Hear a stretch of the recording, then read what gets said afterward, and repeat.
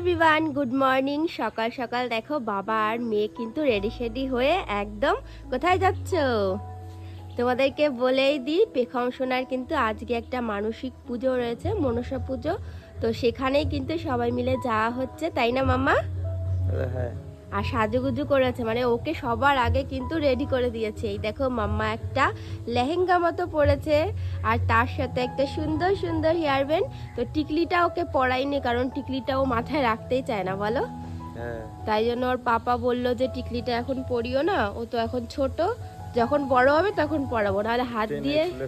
বাড়ির সবাই কিন্তু যাচ্ছে, শুধু আমি যাচ্ছি না, কারণ একটা সমস্যা রয়েছে, তাই জন্য আমি যাচ্ছি না। আর পুজোটা কোথায় দেওয়া হচ্ছে আস্তে আস্তে তোমাদেরকে ডিটেলসে বলবোই।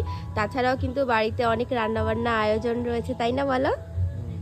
আর কিভাবে কি আয়োজন করা হবে, কে কে আসবে, সবটাই তোমাদেরকে আস্তে আস্তে বলবো। ফ্যামিলির সবাই রেডি। মা এই যে দেখো রেডি, শাড়ি পরেছে লাল আর সাদা।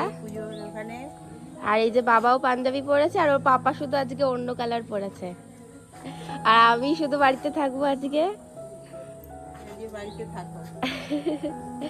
যাও সবাই সাবধানে পুজো দিয়ে। এই মন্দিরে মামামের মানসিক পুজোটা দেয়া হবে, সেই বাড়িটা কিন্তু আমাদের বাড়ি থেকে 2-3টে বাড়ির পরে। কিন্তু পেখম সোনার দিদুও চলে এসেছে, আর ঢাক নিয়ে কিন্তু এখন সবাই মিলে মন্দিরের দিকে যাচ্ছিল।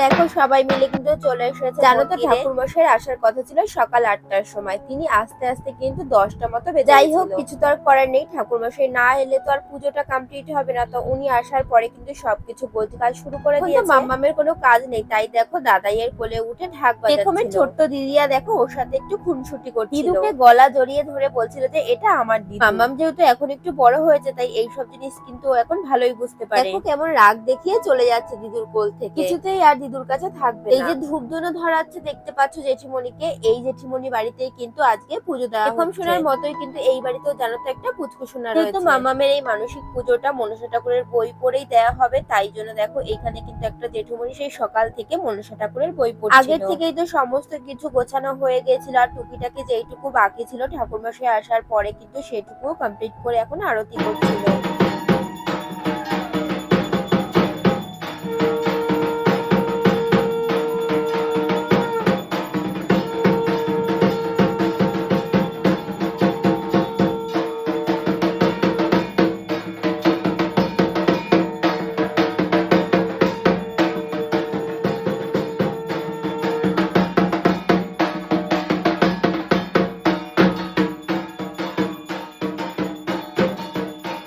একদিকে পুজো হচ্ছিল, আর একদিকে দেখো পেখম সোনার কাণ্ড। সারা মন্দির জুড়ে কিন্তু ও ঘুরে বেড়াচ্ছে। জানো তো ঠাকুর দেবতা মন্দির এই সমস্ত জিনিস পেখম সোনা কিন্তু অনেক ভালোবাসে। এই মন্দিরে যে পেখম সোনার মানসিক পুজোটা দেয়া হচ্ছে, এই মানসিকটা কিন্তু পেখম সোনার ঠামি করেছিল। মা মনসা যেন আমার সন্তানকে সব সময় ভালো রাখে, সুস্থ রাখে, এমনকি পৃথিবীর সমস্ত সন্তানকে যেন ভালো রাখে। যেহেতু এটা মানসিক পুজো ছিল, তাই মামামকে কিন্তু মাটিতে শুয়ে রেখে মা মনসার আশীর্বাদ নিয়ে নিল। শারীরিক কিছু সমস্যার জন্য আমি যেহেতু মন্দিরে যেতে পারি, তাই আমার মনটা কিন্তু বড্ড খারাপ ছিল। মাম্মামকে যেহেতু অনেকক্ষণ ধরে জল খাওয়ানো হয়নি, তাই জন্য কিন্তু আমি এখন জলের বোতল আর গ্লাস নিয়ে ওই বাড়ির দিকে যাচ্ছি। মা হয়ে সন্তানের এই মানসিক পুজোতে থাকতে পারলাম না, তার থেকে কষ্টের আর কি। আমাদের হাতে তো কিছুই করার থাকে না, ঠাকুরের যা ইচ্ছা তাই কিন্তু। আমি যখন ওই বাড়িতে গেছিলাম তখন কিন্তু প্রায় আরতিটা শেষের দিকে ছিল। কাছে গিয়ে বলতে পারিনি তো কি হয়েছে, দূর থেকেই কিন্তু আমার সন্তানের জন্য আমি মঙ্গল কামনা করেছি। পুজোটা ভালোভাবে হয়ে গেছে, এটাই কিন্তু একটু আগে যে দিদুর সাথে খুনসুটি হচ্ছিল, সেই দিদুর কোলে উঠেই দেখো এখন কত আনন্দ। তোমরা যারা যারা আমার ভিডিওটা দেখছো সবাই কিন্তু আমার মাম্মামকে প্রাণ ভরে আশীর্বাদ করে যেও। মন্দির থেকে কিন্তু পুজো হয়ে যাওয়ার পরে সমস্ত প্রসাদ কিন্তু আমাদের বাড়িতেই নিয়ে আসা হয়েছিল। প্রসাদ গুলোকে রেডি করে কিন্তু এখন সবার বাড়ি বাড়ি গিয়ে প্রসাদ দেওয়া হবে। আর মা দেখো এখানে কিন্তু সবকিছু গোছাচ্ছিল, আমাকেও কিন্তু প্রসাদ দিয়ে দিল। আমিও কিন্তু সবার প্রথমে দুধ কলাটাই খেয়ে নিলাম। আগের ভিডিওতে তোমাদের সকলকে তো দেখিয়েছিলাম যে রাত্রেবেলায় কিন্তু অনেক সবজি কেটে রাখা হয়েছিল, কারণ আজকে কিন্তু হবে খিচুড়ি। মা